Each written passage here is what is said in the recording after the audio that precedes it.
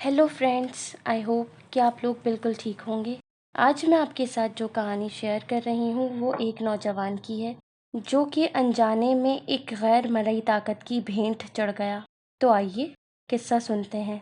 मैं हस्बे मामूल घर के कामों में मसरूफ़ थी कि फ़ोन की बेल बजी तो अम्मी ने मुझे पुकारा, हिना तुम्हारी दोस्त फरियाल का फ़ोन है।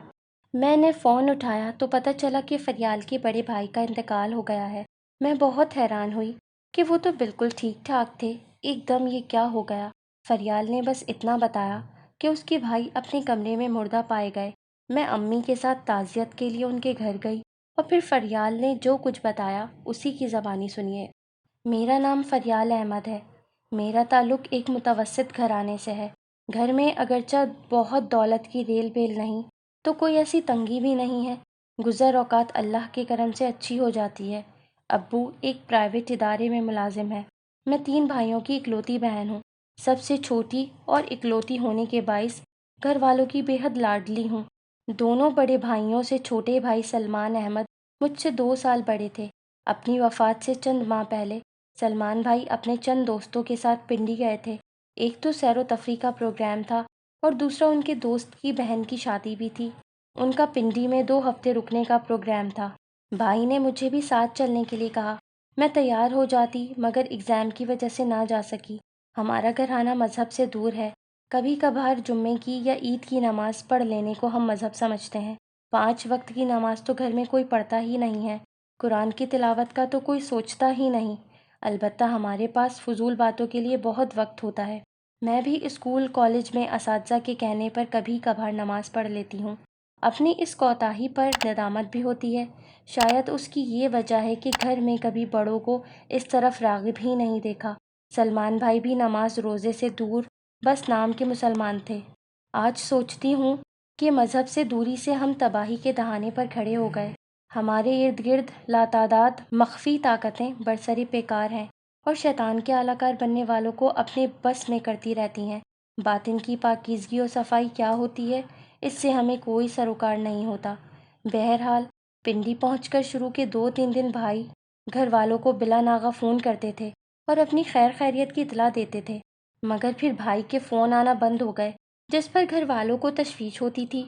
हमने खुद से फ़ोन किया तो फ़ोन भाई के दोस्त ने उठाया और बताया कि भाई सो रहे हैं। इत्मीनान तो हो गया, मगर एक फ़िक्र सी लाहक थी। खुसूसन अम्मी बहुत परेशान थी। जिस दिन भाई घर आए तब अम्मी को सुकून मिला, जबकि भाई को देखकर मैं चौंक गई। वो बदले बदले से लग रहे थे। साफ लग रहा था कि ये सलमान भाई नहीं और कोई है। वो कभी इतने खामोश और संजीदा नहीं रहते थे। वो तो बहुत हंसमुख और मिलनसार से थे। मेरे साथ उनकी खासी दोस्ती थी, मगर जब से वो वापस आए थे मेरे साथ भी बहुत संजीदा थे। सबसे रस्मी सा मिलकर वो अपने कमरे में चले गए। हमने उसे सफ़र की थकावट जानकर ज़्यादा अहमियत नहीं दी, मगर मेरी हसासियत सलमान भाई की तरफ से मुतमईन नहीं हुई थी। शाम को खासी देर तक इंतज़ार करने पर भी जब वो अपने कमरे से बाहर ना आए तो अम्मी के कहने पर मैं उन्हें खाने पर बुलाने के लिए उनके कमरे में गई। मैंने 2 बार दरवाजे पर दस्तक दी, मगर कोई जवाब न मिलने पर मैं दरवाज़ा खोलकर अंदर दाखिल हो गई। कमरे में सिगरेट की नागवार बू फैली हुई थी और सलमान भाई गालिबन कोई काम कर रहे थे। दरवाज़ा खुलने की आवाज़ पर उन्होंने मुड़ कर देखा। उनकी शक्ल देखते ही मैं लरस कर रह गई।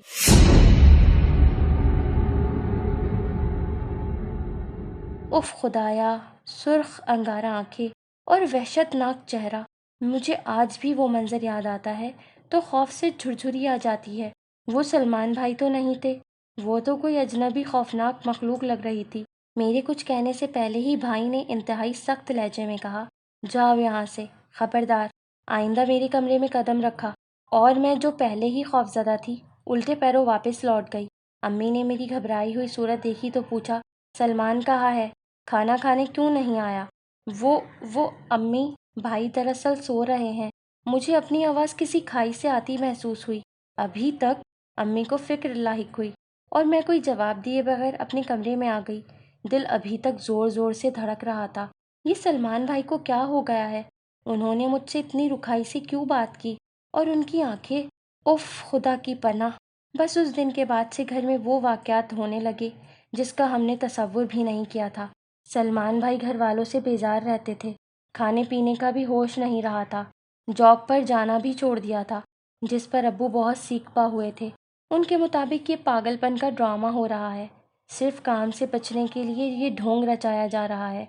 ابو اور بھائی کے درمیان ہاتھا پائی بھی ہوتے ہوتے رہ گئی۔ ابو کسی صورت میں یہ ماننے کو تیار نہ تھے کہ بھائی کو کسی مشکل یا بیماری کا سامنا ہے۔ ہمارے کہنے پر ابو اور دونوں بھائی انہیں ذہنی امراض کے معالج کے پاس لے گئے تھے اور انہوں نے چند دوائیاں دے کر فارغ کر دیا تھا۔ دوائیوں کا بھی کوئی خاطر خواہ اثر نہیں ہوا تھا۔ بھائی کی حالت پہلے سے بھی ابتر تھی، کسی سے بات نہ کرتے، یہاں تک کہ کتنے ہی دن ہو گئے تھے کہ وہ نہائے بھی نہیں تھے اور نہ کپڑے بدلے تھے۔ میں اور امی بے حد فکر مند تھے۔ دونوں بھائی امی کو تسلی دیتے مگر صورتحال بہتر نہ ہوتی۔ پھر کسی کے کہنے پر امی بھائی کو کسی اللہ والے کے پاس لے گئیں اور جب ان کی واپسی ہوئی تو وہ خاصی خوفزدہ تھیں۔ بھائی نے راستے میں امی کو بہت پریشان کیا اور مرنے مارنے کی دھمکیاں بھی دی تھیں اور دم کروانے پر بھی خاصا برہم ہوئے۔ شاہ صاحب نے بھائی پر دم کیا، جس پر بھائی اور بے چین ہو گئے اور آپے سے باہر ہوئے جا رہے تھے۔ شاہ صاحب نے امی کو تعویذ اور پڑھا ہوا پانی دیا تھا کہ تعویذ گلے میں ڈال دو اور پانی سارا دن میں پلاتے رہنا۔ گھر والے سب پابندی سے نماز پڑھیں اور باوضو رہیں۔ شاہ صاحب کا کہنا تھا کہ بھائی پر کسی آسیبی مخلوق کا قبضہ ہو گیا ہے جو اسے مارنا چاہتی ہے، اس لیے بہت محتاط رہیں۔ شاہ صاحب کے آستانے سے واپسی پر بھائی خاصے برہم تھے اور انہوں نے تعویذ پہننے سے انکار کر دیا اور پڑا ہوا پانی تو ہاتھ مار کر گرا دیتے تھے۔ تمام گھر والے بے حد پریشان تھے۔ ایک دن بھائی کے دوست زبیر آئے اور بھائی کے بارے میں پوچھا۔ بھائی کمرے میں موجود تھے مگر انہوں نے ملنے سے انکار کر دیا۔ تب امی نے تمام صورتحال زبیر بھائی کے گوش گزار دی۔ بیٹا وہاں سب خیر تو تھی نا؟ سلمان کو آخر ہوا کیا ہے؟ آنٹی ویسے تو سب خیریت تھی مگر ایک دن سلمان ایک درخت کو خاصی دیر تک گھورتا رہا۔ ابھی ہم سب متوجہ ہوتے کہ وہ ایک چیخ مار کر بے ہوش ہو گیا۔ بس اس کے بعد خاموش سا اور گمسم سا رہنے لگا۔ میں نے سوچا کہ شاید گھر والوں کو مس کر رہا ہے، اس کے علاوہ میں کچھ نہیں جانتا۔ زبیر بھائی نے خاصی وضاحت کے ساتھ بتایا تھا۔ ایک بار تو بھائی نے امی پر ایسا حملہ کیا کہ وہ امی کو جان سے مار دیں گے۔ بڑی مشکل سے بھائیوں نے امی کو ان کی گرفت سے چھڑایا۔ میرا رو رو کر برا حال ہو گیا تھا کہ ہمارے گھر کو نہ جانے کس کی نظر لگ گئی۔ اب امی اور میں پابندی سے نماز پڑھ رہے تھے۔ ہم اپنی کوتاہیوں کی اتنی بھیانک سزا بھگتیں گے سوچا بھی نہ تھا۔ بھائی جو امی کے بے حد لاڈلے تھے اب امی کے دشمن بنے ہوئے تھے۔ امی کو نماز پڑھتے ہوئے دیکھ کر بہت سیکھپا ہوتے۔ میں نے ایک بات نوٹ کی، جب سے ہم نے نماز پڑھنی شروع کی تھی بھائی کی حالت زیادہ بگڑ گئی تھی۔ وہ مرنے مارنے پر آمادہ رہتے تھے۔ میری ایک دوست کی بہن روحانی علوم کے بارے میں کچھ سوجھ بوجھ رکھتی تھیں۔ میں نے ان سے پوچھا اور بھائی کی حالت بیان کی۔ انہوں نے حساب لگاتے ہوئے بتایا، تمہارے بھائی پر کسی مخلوق کا اثر ہو گیا ہے، وہ آپ لوگوں کی مداخلت پسند نہیں کر رہی، اس لیے آپ بھائی کو ان کے حال پر چھوڑ دیں۔ جہاں تک میری حساب کتاب کی بات ہے تو صورتحال بہتر ہونے کے امکان نہ ہونے کے برابر ہے۔ اس دنیا میں جن و انس کے علاوہ بھی بے شمار مخلوقات ایسی ہیں جو ہماری آنکھ سے تو اوجھل ہیں مگر ہمارے ارد گرد وہی ہوتی ہیں۔ بعض اوقات گندی اور سفلی طاقتیں انسان کی نماز روزے سے دوری کو اپنے مذموم مقاصد کے لیے استعمال کرتی ہیں اور پھر انسان اپنے ہوش و حواس سے بیگانہ ہو جاتا ہے۔ بھائی کی حالت رفتہ رفتہ بگڑتی جا رہی تھی۔ سارے گھر والے بے حد پریشان تھے۔ ایک مرتبہ امی نے خواب میں دیکھا کہ ایک خوفناک صورت عورت امی کو ڈرا رہی ہے۔ امی اسے گھر سے نکالنے کی کوشش کرتی ہیں اور وہ خوفناک انداز میں امی کو کہتی ہے کہ جتنا مرضی کوشش کر لے میں یہاں سے جانے والی نہیں ہوں، اور پھر امی کی آنکھ کھل گئی۔ اس کے بعد امی مزید پریشان رہنے لگیں۔ اب ابو کو بھی حالات کی سنگینی کا احساس ہو رہا تھا۔ ان کا رویہ بھی بھائی کے ساتھ نرم ہوتا جا رہا تھا مگر بھائی کی حالت میں کوئی بہتری نہیں تھی۔ بعض اوقات بھائی نے امی کے علاوہ مجھ پر بھی حملے کیے تھے۔ میں ان سے خاصی خوفزدہ ہو گئی تھی۔ بھائی نے اس کے بعد شاہ صاحب کے پاس جانے سے بھی انکار کر دیا تھا۔ حالات بس سے باہر ہو گئے تھے۔ گھر پر ایک وحشت اور پراسراریت کا راج تھا۔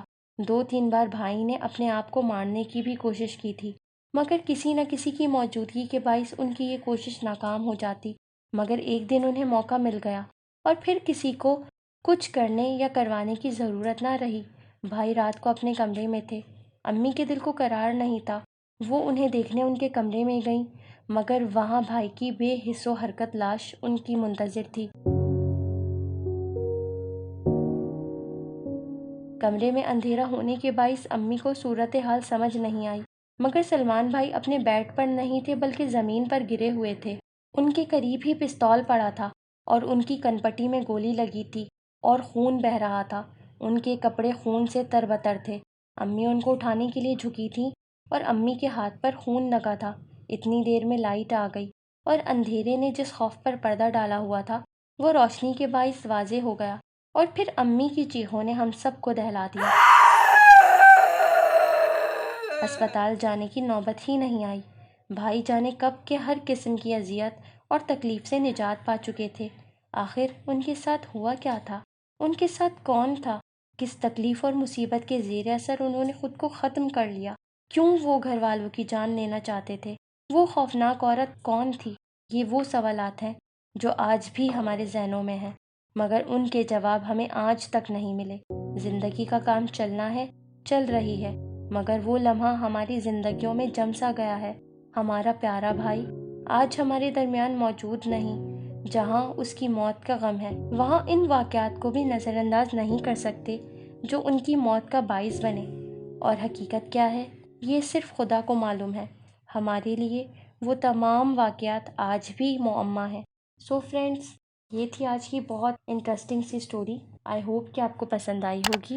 اگر آپ کو میری اسٹوریز پسند آ رہی ہیں تو میرے چینل کو لائک کریں، اپنے فرینڈس اینڈ فیملی ممبرس کے ساتھ زیادہ سے زیادہ شیئر کریں، اور ویڈیو کے نیچے رائٹ سائڈ پر دیے گئے ریڈ بٹن کو کلک کر کے سبسکرائب کرنا ہرگز مت بھولیں۔ تو اب ملتے ہیں نیکسٹ ٹائم ایک نیو ہارر اسٹوری کے ساتھ۔ Bye bye.